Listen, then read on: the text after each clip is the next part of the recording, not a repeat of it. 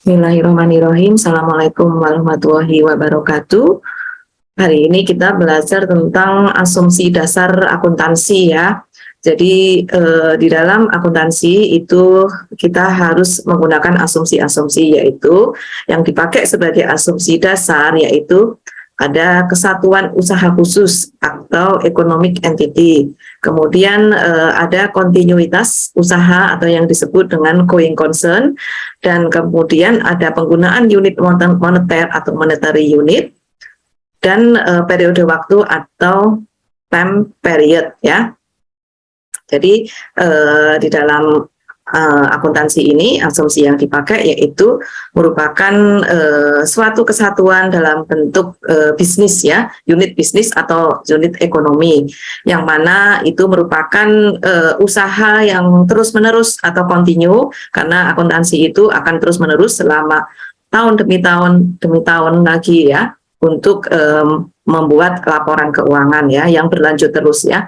Kemudian selain itu juga penggunaan unit moneter, yaitu misalnya kita menggunakan rupiah ya.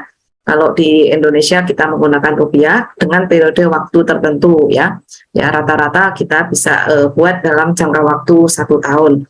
Nah, ini adalah asumsi dasar yang dipakai di dalam akuntansi. Jadi kita belajar akuntansi dengan cara yang sederhana sehingga mudah dipahami.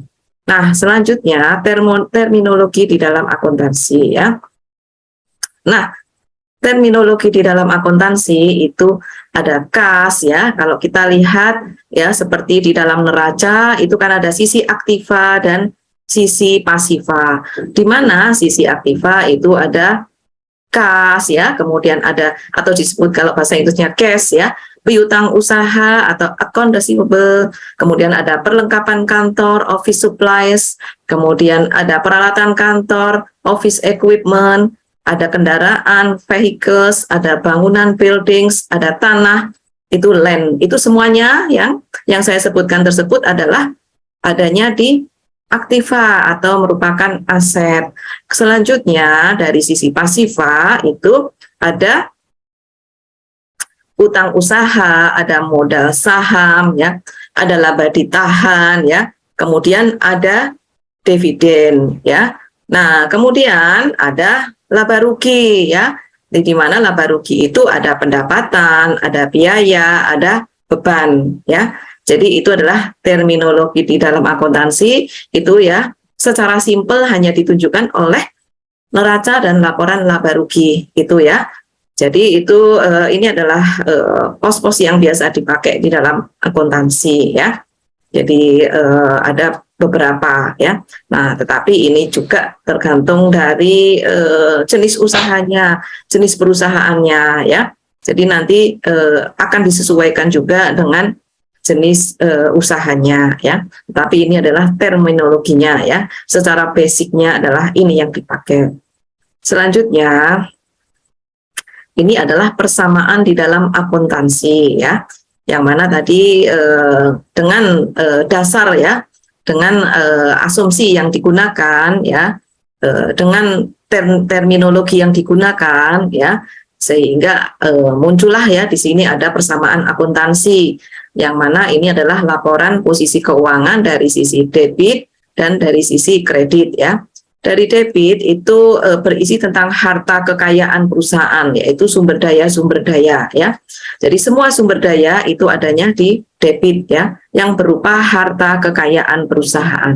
Kemudian dari sisi kredit ya, itu adalah liabilitas ya, atau kewajiban ya, atau juga disebut dengan hutang ya. Jadi ini liabilitas itu disebut dengan kewajiban atau juga disebut dengan hutang ya. Hutang itu biasanya juga ada hutang dagang, hutang jangka pendek, hutang jangka panjang ya. Nah, kemudian ada ekuitas ya, yang terdiri dari modal saham dan laba ditahan ya. Nah, ini adalah persamaan dasar dari akuntansi ya, yang mana dari sisi aktiva atau debit dan sisi pasiva atau kredit, yang mana di sini sisi debit itu merupakan harta ya, yang dipunyai perusahaan itu hartanya apa saja, kekayaannya apa saja ya. Nah, kemudian yang dari sisi kredit itu sumber dananya untuk mendapatkan harta kekayaan perusahaan itu dari mana, ya?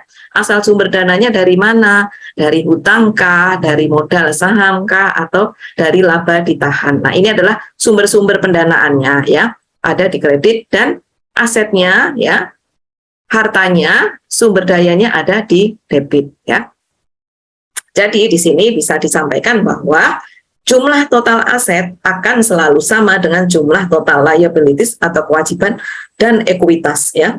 Makanya disebut dengan neraca. Neraca itu kan balance, ya, antara sisi debit dan kredit itu jumlahnya sama, yang mana memuat antara harta kekayaan perusahaan, ya, dengan apa, dengan liabilities atau kewajiban dan ekuitas modal saham laba ditahan. Nah, ini harus seimbang, ya. Jadi jumlah total aset dan jumlah total liabilities ditambah ekuitas itu harus sama, ya, dan akan selalu sama, ya. Nah, nilai total aset yang selalu sama dengan nilai total kewajiban dan ekuitas itulah yang disebut dengan persamaan akuntansi, ya. Jadi ini semuanya adalah persamaan akuntansi, ya.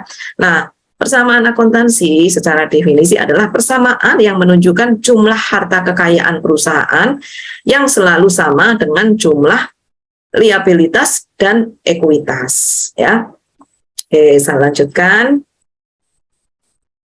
Nah, di sini adalah, ya, tadi yang disebut persamaan akuntansi, ya, di mana persamaan akuntansi tidak diperlihatkan, ya, ditunjukkan dalam bentuk matematika, yaitu aset dalam pulung harta, ya, yang tadi ada di sisi aktiva itu sama dengan sisi pasifanya, yaitu terdiri dari kewajiban atau liabilitas ditambah ekuitas, ya.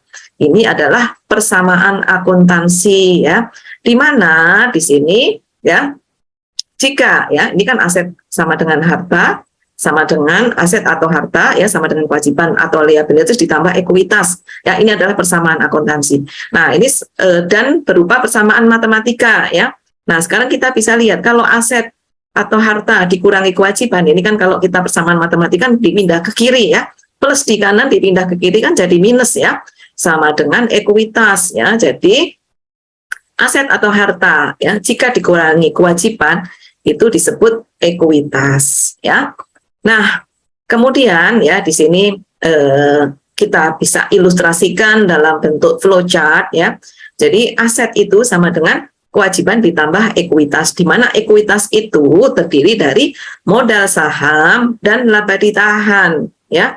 Nah, selanjutnya, ya, di sini ada juga nanti, ya, laporan laba rugi, ya. Nah, itu biasanya nanti akan memunculkan, ya, pendapatan, ya, ditambah dengan pendapatan. Nah, itu biasanya kemudian ada beban, ya, ada dividen. Ini adalah hasil dari laporan laba rugi yang akan dimasukkan ke dalam sisi pasifa nantinya, ya, di mana pendapatan itu akan menambah, ya, menambah di dalam pasifa, beban akan mengurangi, ya, dan dividen juga akan mengurangi. Nah, ini adalah dari sisi laba rugi. Jadi nanti kalau seandainya terjadi laba berarti akan menambah modal, ya kan? Kalau terjadi laba akan menambah modal. Tetapi kalau rugi berarti akan mengurangi modal. Nah, jika laba tersebut, ya, tidak dibagikan kepada pemegang saham, maka disebut dengan laba ditahan. Tetapi kalau laba dibagikan, itu akan berupa dividen. Di mana dividen itu akan mengurangi, ya, mengurangi dari aset kita, dari modal kita, ya, yang mana mestinya ditambahkan dalam laba ditahan ini akan mengurangi ekuitas, ya, intinya. Jadi pendapatan akan menambah ekuitas, beban mengurangi ekuitas, dan dividen akan mengurangi ekuitas, ya. Jadi itu. Nah, bisa juga nanti, ya, kalau misalnya ada laba, ya, ada laba itu bisa jadi misalnya 50% laba ditahan, 50% dibagikan kepada pemegang saham dalam bentuk dividen. Nah, ini juga bisa diputuskan seperti itu. Jadi keputusan-keputusan di bawah ini ya, apakah laba ditahan atau dibagikan dividen, atau 50% laba ditahan atau 50% dibagi dividen, ini tergantung dari apa? Keputusan di dalam RUPS. Apa itu RUPS? RUPS adalah rapat umum pemegang saham ya. Baik, saya lanjutkan. Nah, ini pengaruh transaksi terhadap ekuitas ya. Jadi, transaksi-transaksi yang ada itu akan mempengaruhi ekuitas ya. Tadi udah disampaikan ya, yang tadi plus minus ya, plus minus tadi. Nah, setoran modal oleh pemilik tentunya akan menambah ekuitas ya. Pembayaran dividen akan mengurangi ekuitas ya. Sedangkan pendapatan itu akan menambah ekuitas. Pengeluaran beban itu akan mengurangi ekuitas, yang mana ekuitas ada di sisi pasifa ya.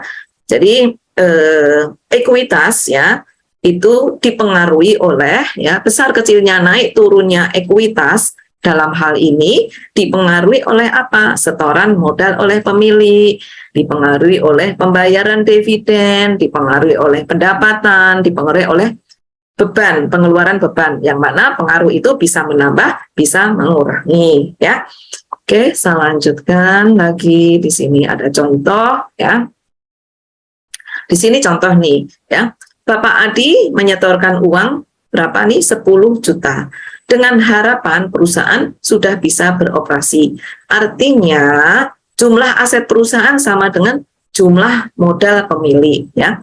Jadi Pak Adi ya kan punya uang nih disetorkan 10 juta ya, dengan harapan uang 10 juta ini sudah bisa mengoperasikan ya, sudah bisa beroperasi ya, sehingga jumlah 10 juta ini merupakan aset perusahaan ya, dengan jumlah modal pemilik adalah sebagai berikut ya. Nah, ini aset 10 juta sama dengan kewajiban 10 juta ya. Nah, di sini kita bisa lihat ya, itu tadi adalah kewajiban, itu adalah berasal dari Pak Adi ya, uangnya Pak Adi ya, 10 juta ya. Nah, kemudian di sini kita bisa lihat selanjutnya ya. Nah, ini maksudnya sebentar, ini mestinya modal ya tadi ya, modal, nanti kita ganti modal ya. Maaf ada salah ketik, jadi ini modal ya. Nah, kemudian ya, untuk keperluan operasional ternyata dibutuhkan dana 5 juta. Sehingga perusahaan untuk memenuhi kebutuhannya melakukan peminjaman dari bank, mengakibatkan kas akan bertambah menjadi 15 juta. Modal Pak Adi tidak berubah, akan tetapi perusahaan mempunyai kewajiban atau utang pada pihak luar sebesar 5 juta. Keadaan tersebut dinyatakan dalam persamaan sebagai berikut ya. Jadi yang tadi ini sebenarnya sebentar ya, saya akan berikan tanda, mudah-mudahan bisa. Ini mestinya coba saya ketik ya, ini mestinya yang benar adalah modal ya, modal. Ini modal Adi, modal A nih ya, misalnya modal Adi gitu ya. Nah, maaf ya tadi ada salah ketik. Ini mudah-mudahan bisa saya warnai sebentar.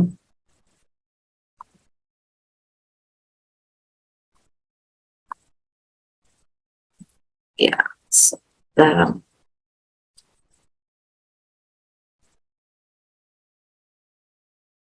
Saya iris dulu.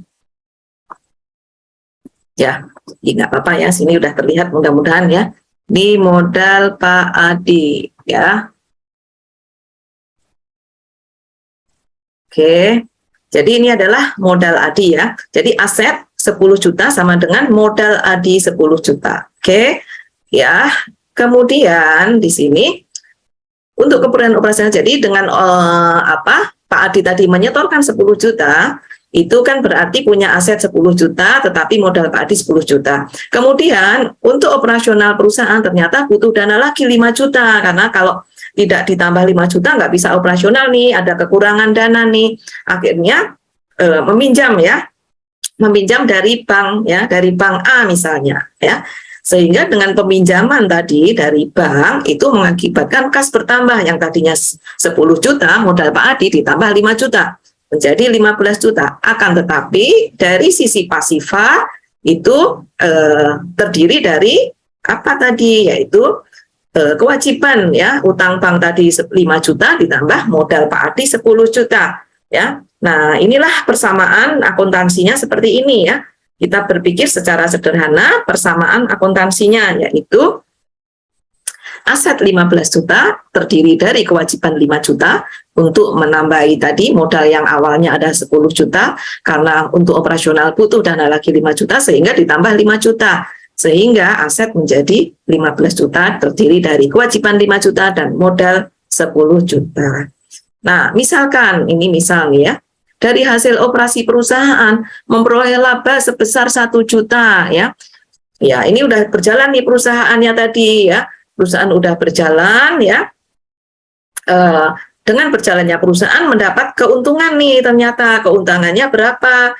Keuntungannya 1 juta. Nah, dengan untung 1 juta tersebut, maka aset perusahaan bertambah menjadi 1 juta ya, menjadi bertambah 1 juta sehingga menjadi 16 juta ya, yang tadinya 15 juta karena ada keuntungan atau laba sebesar 1 juta jadi 16 juta. Yang mana ya laba 1 juta itu akan menambah modal ya. Jadi modal yang tadinya 10 juta karena mendapatkan laba, jadi modal menjadi ditambah 1 juta menjadi 11 juta. Sehingga kewajiban 5 juta ditambah modal 11 juta yang memberikan ya, menghasilkan aset sebesar 16 juta ya. Jadi ini akuntansi yang masih sangat sederhana. Nah, selanjutnya di dalam laporan keuangan ya, laporan keuangan itu ya ada apa aja ya. Simpelnya adalah ada neraca, ya, kemudian ada laporan laba rugi, ada laporan perubahan modal, dan ada laporan arus kas ya. Jadi nanti setelah kita belajar persamaan itu, ya kita akan nanti masuk ke neraca, laporan laba rugi, laporan perubahan modal, dan laporan arus kas. Selanjutnya, nah ini adalah contoh ya. Neraca itu adalah laporan posisi keuangan. Neraca itu suatu daftar yang menggambarkan aset, kewajiban, dan modal yang dimiliki oleh suatu entitas pada suatu saat tertentu ya, yang tadi kita udah lihat kan contohnya ya kan. Ya, jadi ada di situ sebelah kiri itu ada asetnya, sebelah kanan itu ada kewajiban dan modal ya. Itu merupakan performance dari suatu entitas ya dalam bentuk neraca ya. Dia performance dalam bentuk aset dan kewajiban plus modal ya. Kemudian contoh nih, neraca perusahaan angkutan aman yang menunjukkan posisi keuangan perusahaan tersebut pada tanggal 31 Desember tahun 2017. Contoh nih ya. Judul suatu neraca terdiri dari ya, kalau kita membuat neraca itu harus dikasih judul, nama entitas atau nama perusahaannya apa ya kan. Kemudian nama laporan ya, laporannya adalah laporan neraca, tanggalnya ya. Jadi terdiri atas 3 bagian ya. Jadi nanti ada di tabelnya neraca itu di atas ada nama perusahaan, ada neracanya ya. Kemudian ada tanggalnya ya. Di mana ya terdiri dari 3 bagian, yaitu ada aset, ada kewajiban, dan modal ya. Nah, ini adalah contohnya ya. Nah, di sini adalah perusahaan angkutan aman ya. Ya, ini neraca ya. Ini nama perusahaannya ada di atas ini kan, nama perusahaannya. Nah, perusahaan angkutan aman. Kemudian neraca, tanggalnya ya, bulannya, tahunnya disampaikan ya. Nah, ini contohnya ya, di mana tadi ya, misalnya nih ada kas nih, kasnya adalah 5.900.000 ya. Kemudian ada perlengkapan 550, kemudian ada kendaraan 10 juta. Berasal dari mana ini semua ya? Berasal dari yang pertama ya, tentunya pertama pasti modal ya.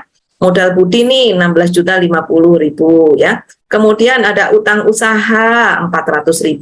Totalnya adalah 16.450.000. Nah, di mana utang dan modal ini itu diwujudkan dalam bentuk aset, yaitu ada kas 5.900.000, ada perlengkapan 550.000, ada kendaraan 10 juta, ya.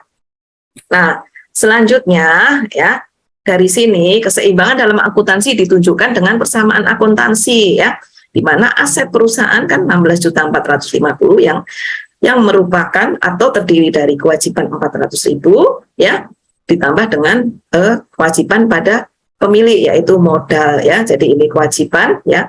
Jadi kewajiban pada kreditur dan kewajiban pada pemilik ya. Nah, itu. Nah, jadi di sini persamaan akuntansinya adalah bisa digambarkan dalam bentuk persamaan matematika juga ya. Oke, saya lanjutkan. Nah, kemudian kita lanjutkan aset nih ya. Kita akan sedikit menyampaikan terkait aset. Apa aja sih aset ya kan? Nah, aset adalah sumber-sumber ekonomi yang dimiliki perusahaan yang biasa dinyatakan dalam satuan uang. Terdiri dari aset berwujud, itu ada kas, ada persediaan barang dagangan, ada tanah, ada gedung, dan ada mesin ya. Itu nanti adanya di aset. Kemudian aset tidak berwujud, ini yang berwujud ya. Ada aset tidak berwujud apa saja? Ada piutang usaha, ada pembayaran di muka, misalnya premi asuransi ya. Itu adalah semua merupakan aset. Ya, dalam laporan keuangan biasanya aset dicantumkan dalam neraca ya, dengan urut-urutan yang sudah tertentu, yang dimulai dengan aset lancar dulu. Aset lancar itu apa? Ada kas, ada piutang usaha, ada persediaan dan sebagainya. Kenapa disebut lancar? Karena mudah diuangkan, karena liquid ya, mudah diuangkan ya. Dan diikuti dengan aset-aset yang bersifat lebih permanen, yaitu terdiri dari apa? Ada tanah, gedung, mesin, dan sebagainya. Ya, oke. Selanjutnya ke kewajiban. Ya, nah kewajiban ini adalah utang yang harus dibayar ya oleh perusahaan dengan uang atau jasa pada suatu saat tertentu di masa yang akan datang. Kewajiban merupakan tagihan para kreditur kepada perusahaan yang dilaporkan dalam neraca menurut urutan saat pelunasannya ya. Jadi nanti utang itu harus dibayar oleh perusahaan ya, yang mana kewajiban atau tagihan tersebut para kreditur tersebut ya kepada perusahaan yang dilaporkan dalam neraca menurut ya urutan pelunasannya dari atas dulu nanti. Biasanya utang dagang dulu, utang jangka pendek, kemudian utang jangka panjang. Itu urut-urutannya biasanya ya. Kemudian yang dicantumkan kewajiban jangka pendek, ya ini kan yang jangka pendek ya. Ini contohnya utang usaha kepada kreditur. Ya, kemudian utang wesel ya, misalnya utang kepada supplier tadi ya, utang kepada kreditur. Utang wesel yang ditarik untuk pinjaman jangka pendek, dan kewajiban jangka pendek lainnya. Selanjutnya kewajiban jangka pendek disebut sebagai kewajiban lancar ya, karena dalam jangka pendek paling tidak 1 tahun, paling lama kurang dari 1 tahun harus segera kewajiban harus segera dibayarkan ya. Nah, kemudian dari utang jangka pendek atau yang disebut dengan utang lancar tadi ya, dilanjutkan dengan utang jangka panjang ya, yaitu utang hipotek dan utang obligasi yang biasanya harus dibayar seluruhnya selama beberapa tahun di masa yang akan datang ya. Jangkanya waktunya biasanya di atas 1 tahun ya. Selanjutnya ini modal atau ekuitas ya. Nah, modal atau ekuitas itu dicantumkan dalam neraca di bawah kewajiban yang merupakan hak pemilik perusahaan atas kekayaan atau aset perusahaan ya. Jadi dicantumkan dalam neraca ya, di bawahnya kewajiban yang tadi kan di atas tadi ada apa? Kewajiban jangka pendek dan jangka panjang. Setelah itu baru apa? Hak pemilik perusahaan atas kekayaan aset perusahaan ya.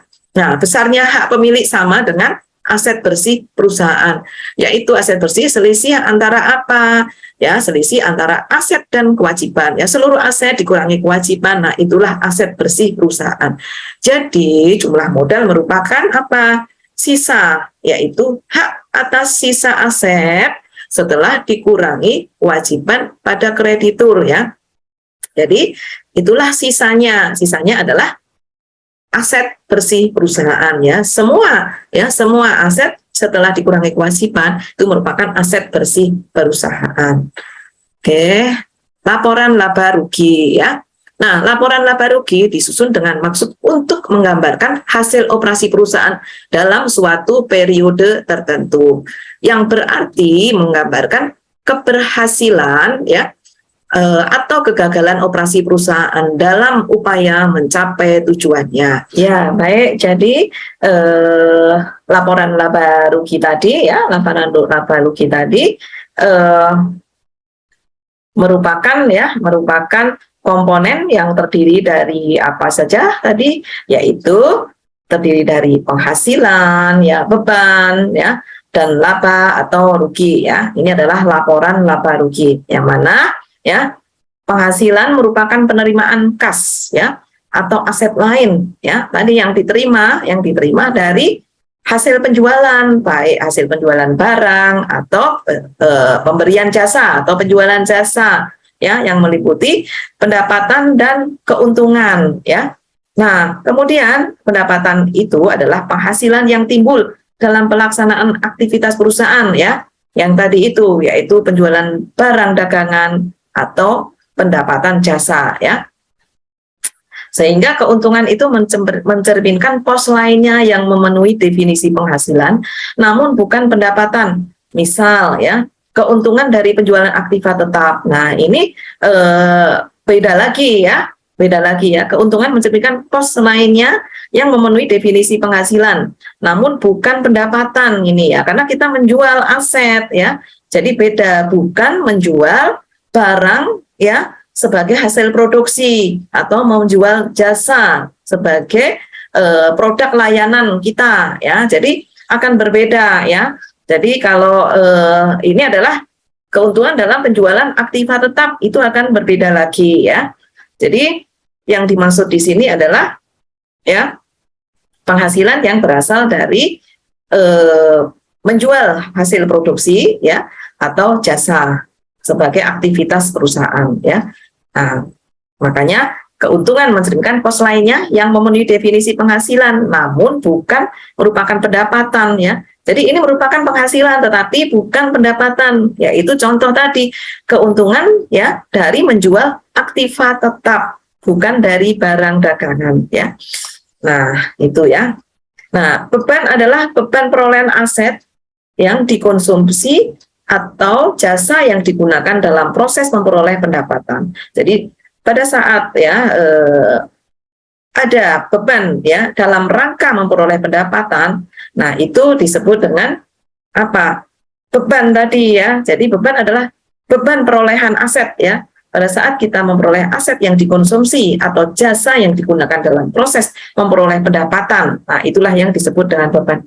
Nah, beban ini meliputi ya yang timbul dalam pelaksanaan aktivitas perusahaan yang disebut dengan expense dan kerugian atau loss ya. Jadi laba atau rugi adalah selisih lebih atau kurang antara pendapatan dan beban ya. Ya, jadi itu adalah selisih lebih itu adalah laba, selisih kurang adalah rugi ya. Atas apa? Ya, atas antara pendapatan dan beban. Selanjutnya itu adalah laporan perubahan modal.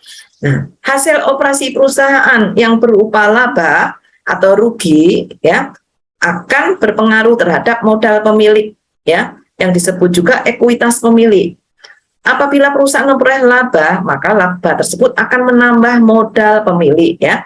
Jadi kalau perusahaan itu mendapatkan laba, tentunya modal pemilik akan bertambah. Sebaliknya, kalau perusahaan itu menderita rugi, maka modal pemilik menjadi berkurang ya, modalnya akan berkurang ya karena rugi ya.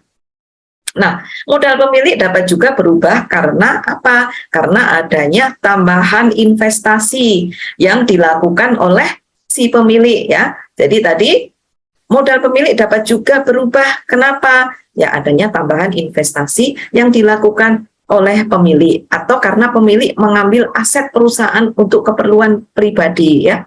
Jadi kalau kita menambah investasi tentunya apa? Akan bertambah ya, akan berubah ya. Nah, kemudian kalau pemilik mengambil aset Ya, tentunya untuk keperluan pribadi itu juga akan merubah ya, akan merubah modalnya ya.